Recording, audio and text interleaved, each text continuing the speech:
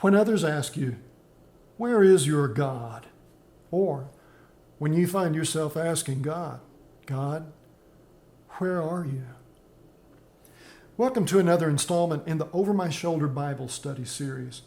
These brief video Bible studies typically serve to supplement the sermon that I preach each Sunday here with the Missouri Street Church of Christ in Baytown, Texas.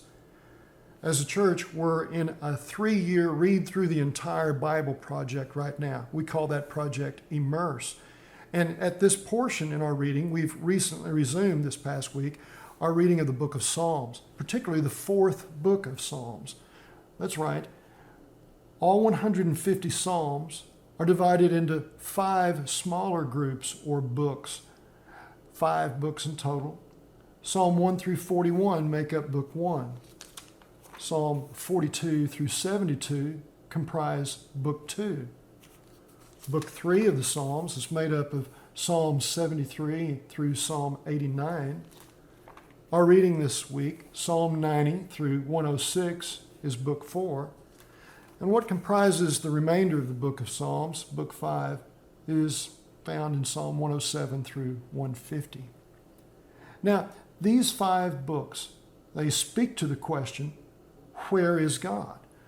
But they all look at that question, you could say, from different angles or perspectives.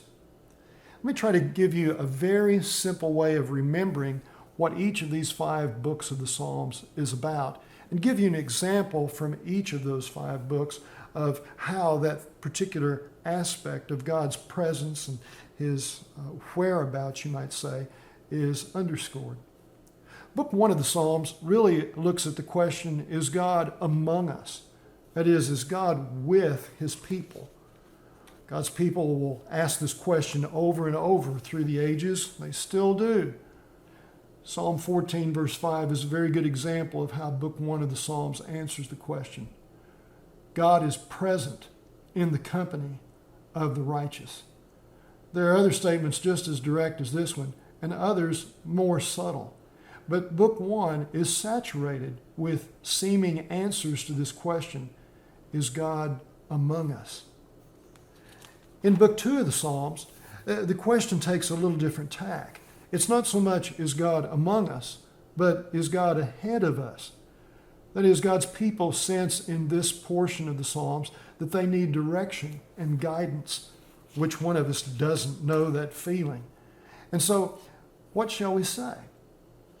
Psalm 48, the last verse of that psalm, verse 14, is a great example of how book 2 of the Psalms addresses the question, is God ahead of us? This God is our God forever and ever. He will be our guide even to the end. God's people may not know the lay of the land ahead, that is, we can't know the future, but our God blazes the trail. He is above time, and he is eternal, and he guides us through this time, no matter what times they are, times that are tremendous or times that are trouble. Book 3 of the Psalms deals with the question of where is God from the perspective of, is God around us? We all need to know that we feel surrounded with a sense of protection and security. God's people have this question in their minds all the time, for there are threats always around us. Does God have our flank covered? Has he taken all things into account that could come to us from any direction? Now, book 3 of the Psalms, that's Psalm 73 through 89, is largely written, it would appear, during a very tumultuous time in Israel's history. Threats from the Assyrians and then later from the Babylonians. And ultimately, all of Israel would be carried away into captivity, at least those that survived the invasions. And the question, obvious in the minds of so many that sought the Lord, is God really around us? The geographical nature of the answer to this question, Psalm 89, intrigues me. A good example. You created the north and the south, speaking of God, obviously, Tabor and Hermon, mountains in the north and south of Israel. They sing for joy at your name. Well, The invaders of Assyria, from Assyria and Babylon both, would approach largely from the north, and there would be some assistance from some in the south. And here the point is that God is the one who has made the north and south, the boundaries of Israel, Mount Tabor and Hermon. You might say, generally speaking, boundary markers. God has indeed taken into account everything that could come against his people in every direction. Nothing will get through except with his involvement in it. And it's that theological question. How is God involved in allowing the enemies of God's people to triumph over them? The resolution to that question is found in Book 4 of the Psalms. God, where are you? Where were you in that time of trouble? Well, here in Book 4, the answer essentially is given that God is above us. Or you could say that is the question. Is God above us? Is he greater than all things? Is he supreme and sovereign? Does he rule even when it seems others rule over us? The entirety, all of the Psalms in this section deal with that subject one way or another. Several of them seem to emphasize the matter especially. They're dripping with it. Psalm 96 through 99. But the opening three words of a very brief psalm, Psalm 93, captures it all. The Lord reigns.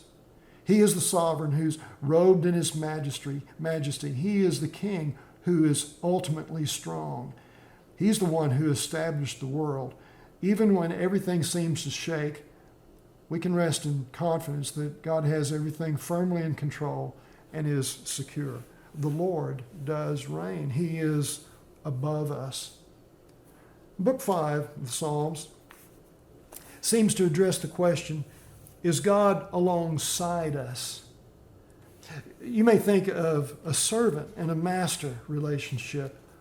A servant always stands very close by the master, so as to catch the slightest indication of something that the master desires to be done, so that the servant can act upon it.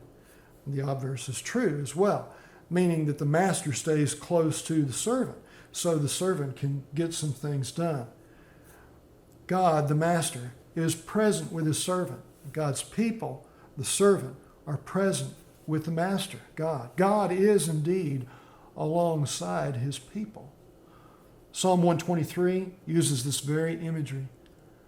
Verse 2, as the eyes of slaves look to the hand of their master, as the eyes of a female slave look to the hand of her mistress, so our eyes look to the Lord our God.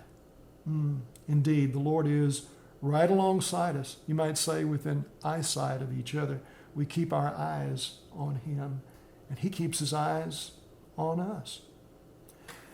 Those 5 words, is God among us, ahead of us, around us, above us, and alongside us?